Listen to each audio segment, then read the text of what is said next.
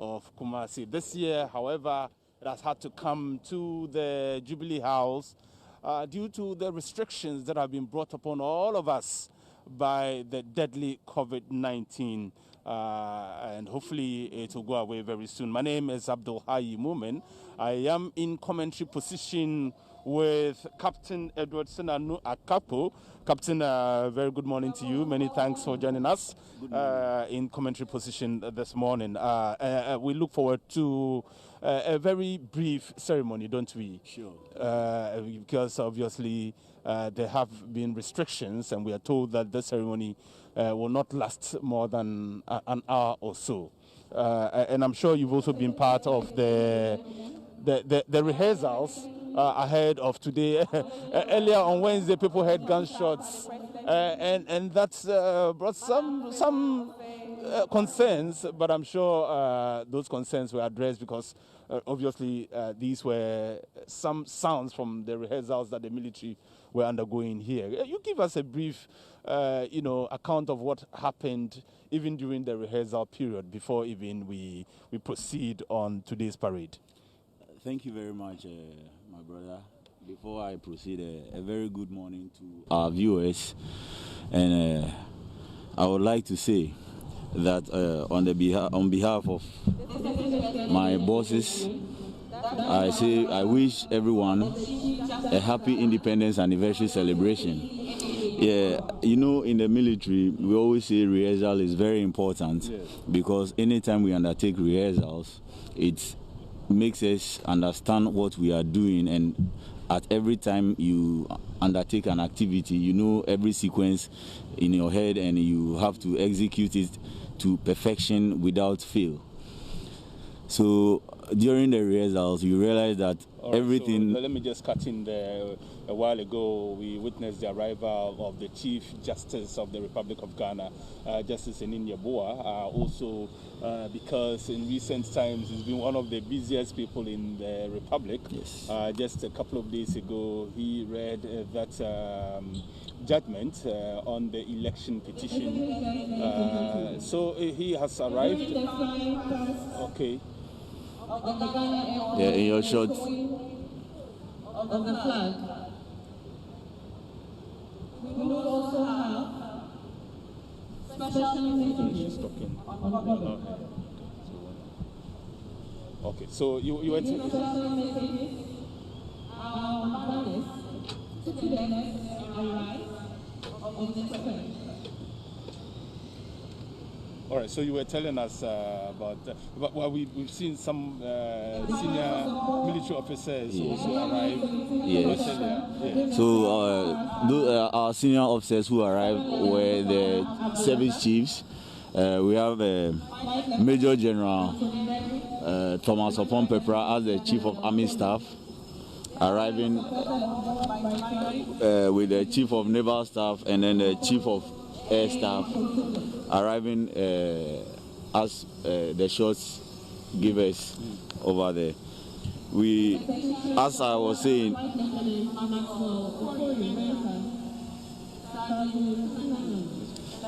saying, earlier, the rehearsal actually took us through what we are all actually going to experience during today's parade. So the rehearsal saw the process where troops marched on parade, and then we also rehearsed that of the fly past of the heli to synchronize with the national anthem, and then alongside the firing of the 21-gun salute. So it was during the rehearsal of the 21-gun salute that I think there were reports that there were gunshots in the premise of the Jubilee House. And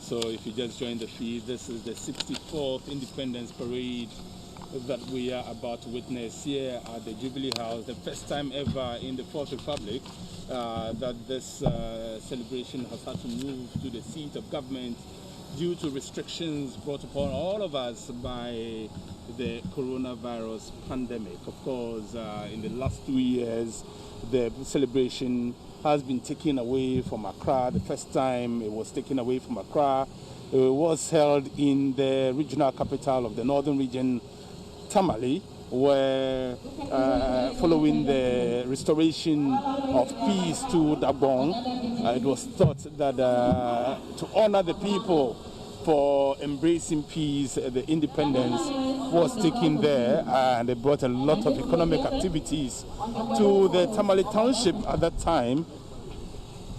But the following year, which was last year, 2020, the event was moved to the Kumasi Sports Stadium, where we saw a lot of cultural display. The kente was in its abundance.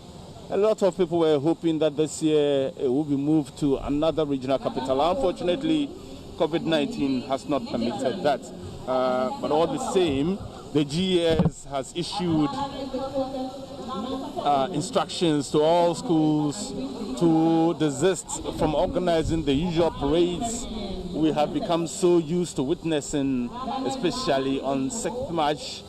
And I'm sure a lot of the students who have been participating will be very disappointed about this decision not to organize the parade in the manner that we are all used to seeing is to the advantage of all of us as a people, and particularly to those students as well, because it limits their exposure to the possibility of contracting the virus. I am in commentary position with Captain Edward Sinanu Akako, who will be explaining to us all the military drills we are about to witness this morning. Of course, we've seen the arrival of some dignitaries already.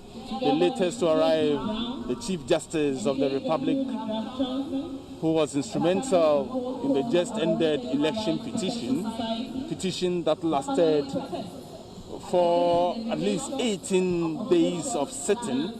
12 of those days attended to the substantive issue, and 5 of those days were used for the pre-trial. Of course, we've gone ahead and crossed that hurdle as well. It's the second time in the history of Ghana where we have had to go for an election petition that has also ended peacefully. Of course, the military will do this without the students who usually would be part of this parade are not part of it this year, obviously. But again, Captain Edward Sinanu Akako is with me in commentary position. And so let's talk a little about the parade commander. Do we know him? Sure.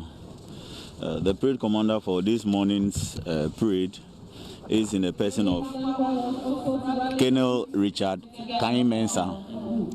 You know, Colonel Richard Kain Mensah was born on the 12th February 1970 in Accra, and he's an old student of the St. Thomas Aquinas Secondary School and the Kumasi Academy as well. He also attended the University of Science and Technology, where he attained his bachelor's degree in science, in social science, French and economics. He also holds a Master of Arts degree in governance and leadership from the Ghana Institute of Public Relations and Ghana Institute of Management and Public Administration. He was enlisted into the Ghana Military Academy in 1995. And he commissioned into the Airborne Force on the 22nd August 1997 with a regular career course 37. He is also a parachute jumping instructor, a very experienced one for that matter. And I recall that last year, Group Captain Edu Jemfi was the parade commander in Kumasi. He did an excellent job, and we do hope that today the parade commander will equally be up to the task as well. Sure, he is a very experienced senior officer, and he's always up to the task.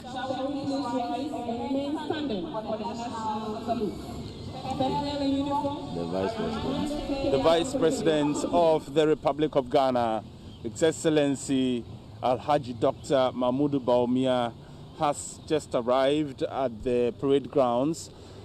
Shortly, there will be the playing of the national anthem and then he will proceed to take his seat as well. National anthem at this point in time. Okay, so just a brief one, a quick one. I was talking about the military hierarchy that had arrived. We saw the arrival of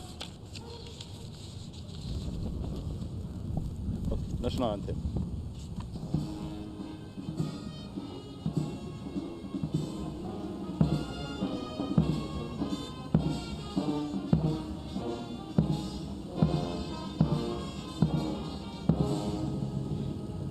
Okay, so we do realize that usually when the vice president attends a ceremony, which will also be attended by the president, usually the national anthem is truncated at a point. Why is this so? Yes, the president is entitled for the full presidential salute. And so once the president is coming, it is proper that it is abridged or truncated for the president to also come and get the full verse of the anthem. So that is per military tradition. All right. So, Group Captain, Captain Edward Senano Akakpo explaining to us the reasons for which the national anthem is abridged for the vice president, especially when he is at a ceremony that will also be attended by the president. And the arrival of the vice president does indicate that in a couple of minutes, the president of the republic will also be joining us here for this ceremony. We see the vice president in a tete-a-tete with some of the leading government officials who are also here this morning for the 64th Independence Parade of the Republic of Ghana's attainment of independence on the 6th of March in the year 1957, when the very first president of the Republic of Ghana, at that time Ghana had not attained Republican status yet. Just after we got independence, Dr. Kwame Nkrumah, the first president of Ghana, did declare that the independence of Ghana is meaningless unless it is linked up with the total liberation of the entire African continent. This was held, these statements were made at the Polo Grounds right here in Accra. And since then, Ghana has seen some ups and downs in its history, but thankfully, since the introduction of the Fourth Republic after the 1992 elections, when former President Jerry John Rawlings, the late, was sworn into power on the 7th of January 1992. We've had very smooth transitions where persons have felt elections have been rigged or there were some irregularities in elections. They've gone to court and the court has taken a decision on that. At least on 2 occasions, we've seen electoral disputes settled by the courts amicably. And that is one of our highs as a republic, and we are proud to be Ghanaians, even as we celebrate the 64th anniversary of our attainment of independence. You were telling us about some of the top-ranking military officials who have also arrived already. Yes, so as we saw earlier, we saw the Chief of the Army Staff arriving, who is in the person of Major General Thomas Opon-Pepra. We also saw the arrival of the Chief of the Naval Staff, who is in the person of Rear Admiral Issa Yakubu, also arriving. And then we saw the arrival of the Chief of Air Staff in the person of Air Vice Marshal Frank Hansen, also arriving. So I'm sure all as they have arrived, the CDS will also arrive with the president. Because on occasions like this, he serves as the aide-de-camp to the president. Yes. Usually, aide-de-camp. Usually he does that in the company of the Inspector General of Police as well. Yes. So it will be exciting to see how this is done, because usually what we have become used to, seen at the Black Star Square when that presidential vehicle carries the IGP, the CDS, and the president to go around to inspect the parade. Yes. We all saw similar events, similar things take place in Tamale at the stadium, yes, and also at the Kumasi Sports Stadium. Yes. It remains to be seen if the president will be riding that presidential vehicle today as well, given the fact that the crowd here at the parade is very limited. Yes. And it remains to be seen how it will be done. Are we aware what shape the inspection of the parade will take today? Okay, actually, this year's parade would actually not be inspected per the design of the parade. What is actually going to happen is the president, once he arrives, and the parade commander would go and ask permission and invite him to light the perpetual flame. Right. Yes. And we are bringing you scenes from outside the Jubilee House.